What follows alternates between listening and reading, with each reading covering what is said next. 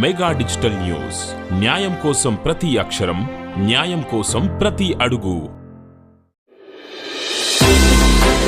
Mega digital వార్తలకు స్వాగతం. తుంగతుర్తిలో petrol పోసుకొని రైతు కుటుంబం ఆత్మహత్యయత్నం.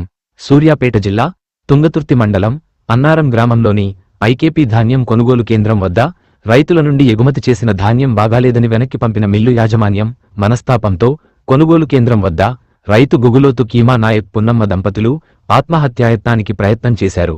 క్వింటాకు 7 కిలోల తరుగును తీస్తేనే దిగుమతి చేసుకుంటామని మిల్లర్లు చెప్పడంతో ఇది ఎక్కడి న్యాయం సారు అంటూ వాపోయారు. దీనిని మేము ఏమాత్రం ఒప్పుకోము అని, దీనిని ప్రభుత్వాలు చూసి మాకు న్యాయం చేయాలని వేడుకుంటున్న రైతులు. 7 కిలోలన్నర ఒక కింటకు కట్ చేస్తే రైతు ఏం బాగుపడతాడు?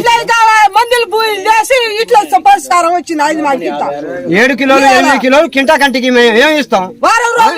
ఏం బాగుపడతాం? మేము చావాలన్నా బతకాలనా?